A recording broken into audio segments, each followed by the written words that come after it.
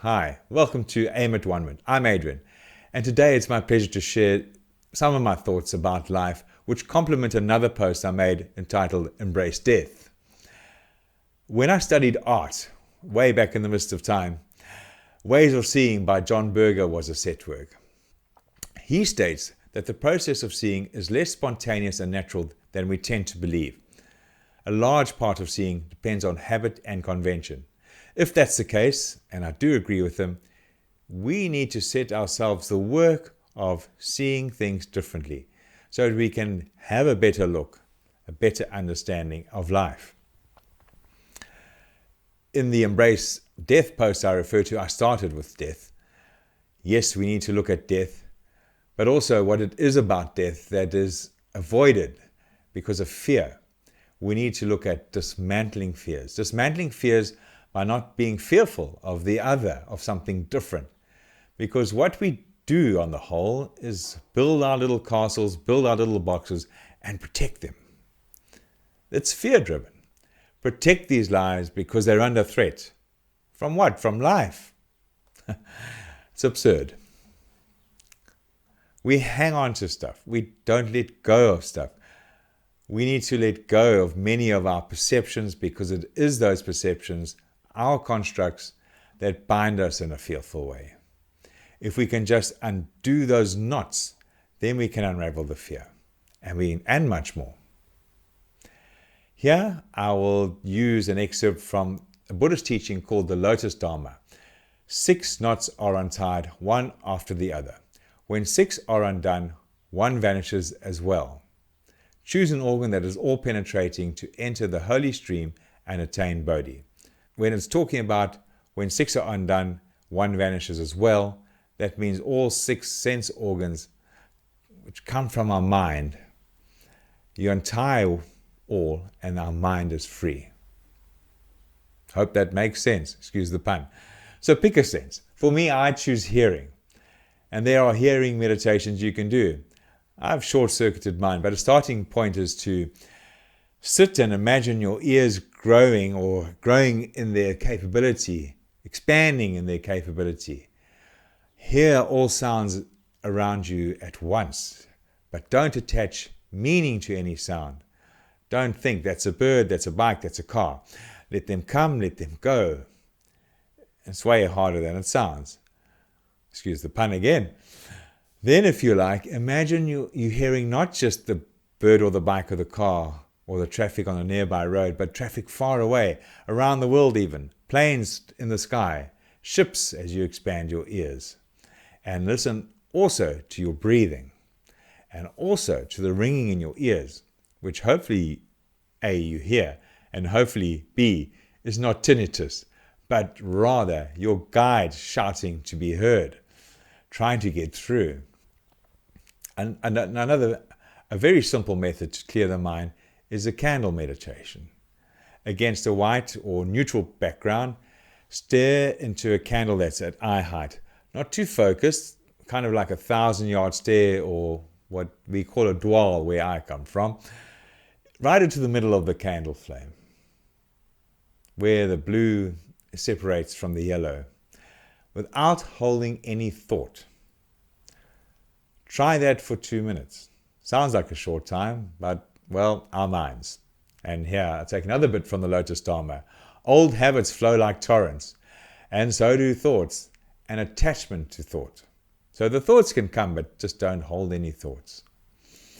So if Buddhism or meditation is not something you prepared to use as a tool, some suggest psychedelics. And I'm not suggesting psychedelics, but it is a way of changing your perspective. It is a way of looking at things very differently. Zen Buddhism talks about satori, a kick in the eye, and psychedelics sure do provide a kick in the eye. A very dear friend of mine was well on his sad way to becoming his alcoholic father until he tried LSD, which for him saved him. He's a geek, so he prefers the term reboot. LSD rebooted his hard drive. Well-known author Graham Hancock speaks about how ayahuasca rebooted him and cured him of an addiction to marijuana. And you might say, well, that's one drug, another drug. One's recreational, and as he puts it in his TED Talks, ayahuasca can not be called a recreational drug. It's too much of a hard reboot. Something that had a profound effect on me was when some being took over a trance medium and observed those in the room for many minutes. The atmosphere was indescribable. It was an examination. It was also a suspended reality, not least because in that time the medium didn't breathe, which was impossibly long for her to still be alive and well, which she was. Then there are the apports I've received. Little bits of turquoise, stone arrowheads, a piece of rock from the Pleiades. These things materialized between my hands and the medium's hands while the guide was in control over her body. So I guess you can say between my hands and the guide's hands. These and many other things have taken my experience or my experiences beyond the physical realm, disproving for me, transcending, if you like, what we are taught at school or by science. Another thing that we need to look at and get over is time, the way we look at time. It's a biggie. The idea of time as something linear is false, meaning that the linear nature of our lives is also false. It's a tool that's become a crutch. It enables us to more easily make sense of what is in any case an illusory world. Why is linear time false? It only exists here. It doesn't exist in spirit. Mankind has tied it to the manifest world, which, as I said, is full of illusion.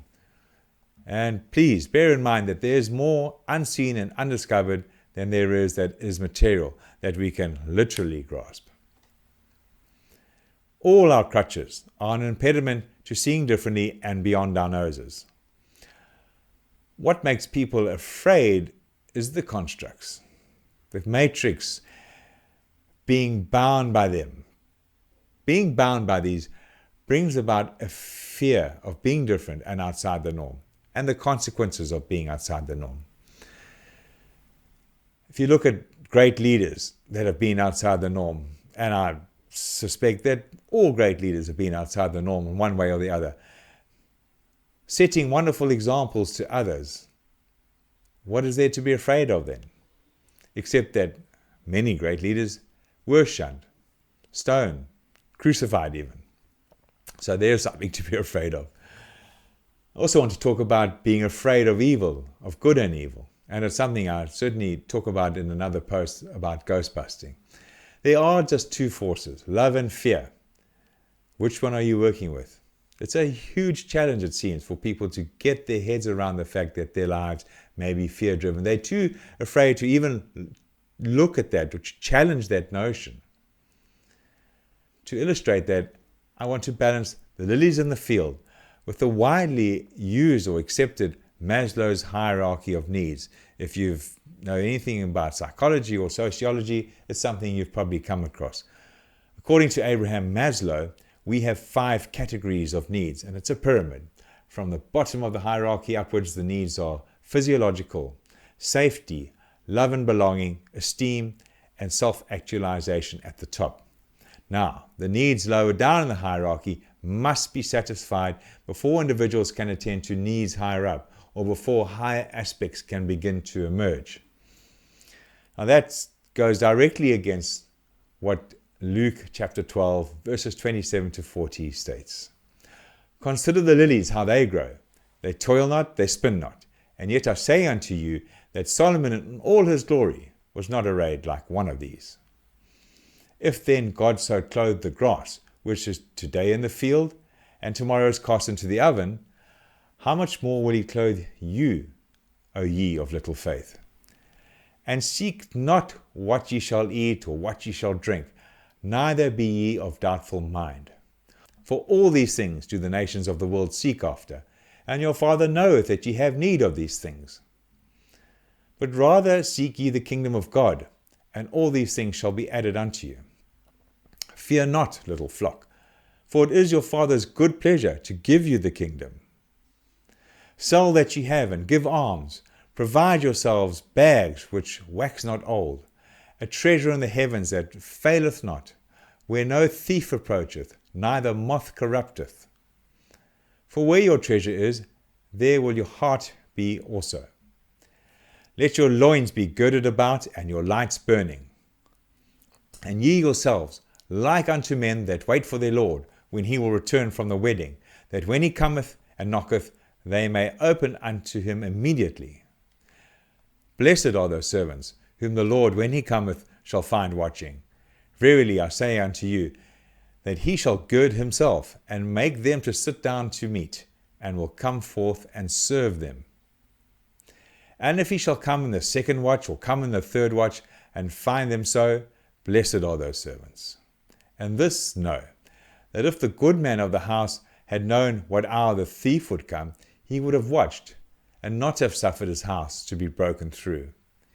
Be ye therefore ready also, for the Son of Man cometh at an hour when ye think not. What spiritual teachings say is, forsake the hierarchy of needs. Let go and let God.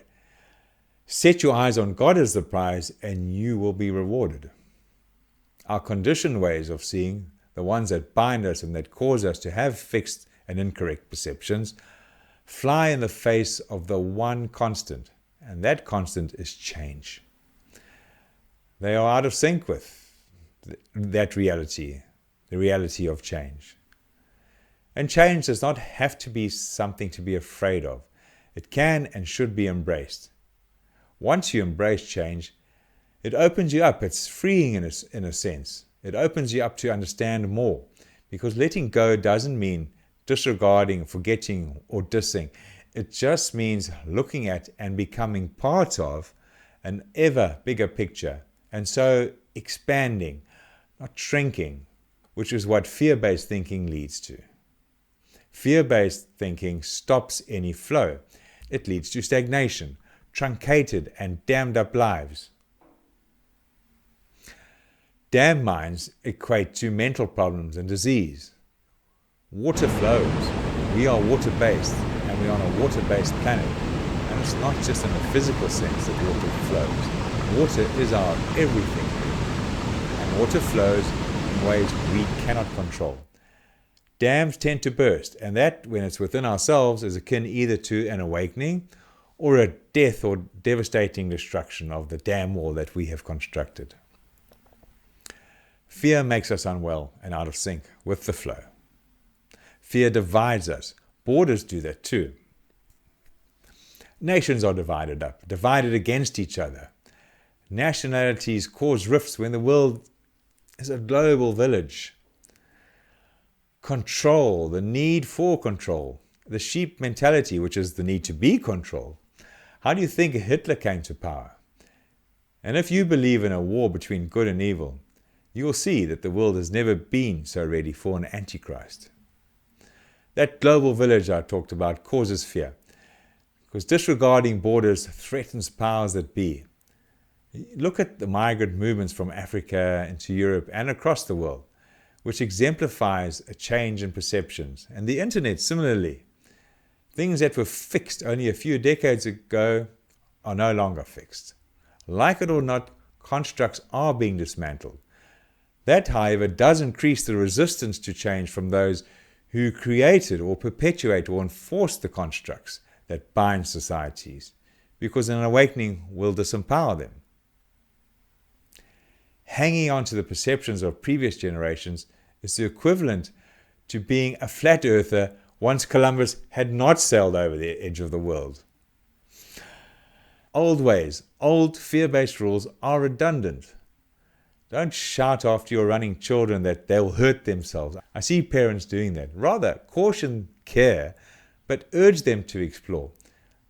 It's foolish in any case to instruct children with fear, because they will explore regardless. Unless they are so embedded with fear, because fear is taught, it's learned. Which brings me to being childlike and how good and natural that is. Luke again, in chapter 18, says, But Jesus called them unto him and said, Suffer little children to come unto me, and forbid them not. For of such is the kingdom of God. Verily I say unto you, whosoever shall not receive the kingdom of God as a little child shall in no wise enter therein. So, be childlike, be open.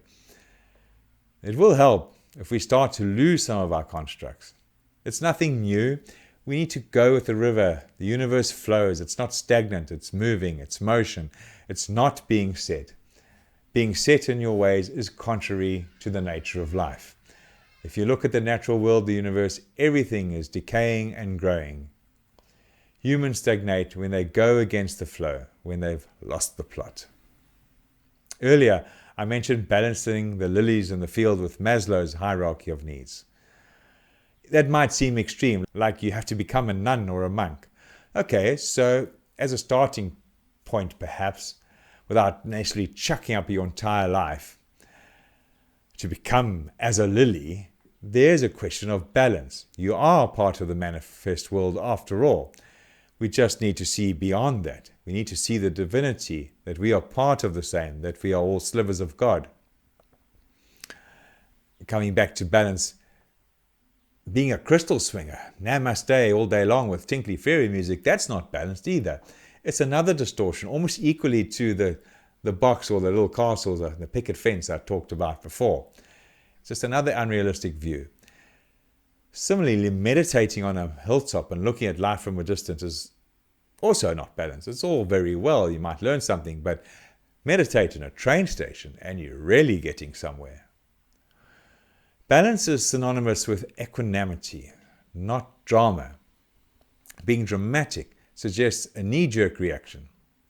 We need to respond. We need to look. We need to have perspective. Reacting is often based on fears. When preconceptions and judgments are challenged, we tend to react fearfully. Reacting joyfully is a very different matter. That is experiencing love and going with the flow. So sometimes the balance might seem a dichotomy, but you have to filter your responses to the fear-based construct that is the world, so as not to filter your joy. Joy is spontaneous. It might seem extreme, but it's natural. Joy is often something we witness, something beyond ourselves, such as sunrise or sunset, some beauty, music, whatever floats your boat. Coming back to drama versus equanimity, do you opt for the river or the whirlpool? How much are you strapping to your back? And what motivates you? What pricks you into action? Is it Maslow's hierarchy of needs?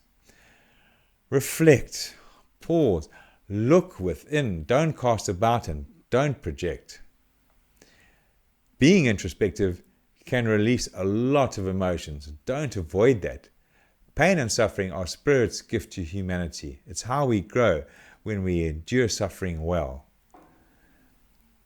There's a reason why many of the most popular songs are not necessarily the happy songs, are they? They're full of the ups and downs, the heart-wrenching tragedies sometimes. And it's interesting that those move us in a positive way. Take the blues, the sad things. And people sing the blues. You get through the blues. There's no way around the blues. So popular songs like that are about life's struggles and rising above them, I guess. Or just looking them and voicing them and getting them off our chests. Because a problem shared is a problem half solved. And it's also a way of connecting with others and crossing borders and barriers, even if they're only internal. Or maybe I should say, especially if they're internal. Don't forget, we are souls. We're not humans. We are just souls on a human journey. That is a gift from God. The other gift that proves to be problematic is the free will that God gave us. Also, don't forget, we don't belong to the earth. We are on and of the earth while we are here. But what happens when we are not here? When we don't see through a glass darkly? When we are in spirit, which we are when we sleep. When we sleep, we go into spirit. When we're in the bardo, which is the in-between state between lives, before we come back. Or, as I said, when we are asleep.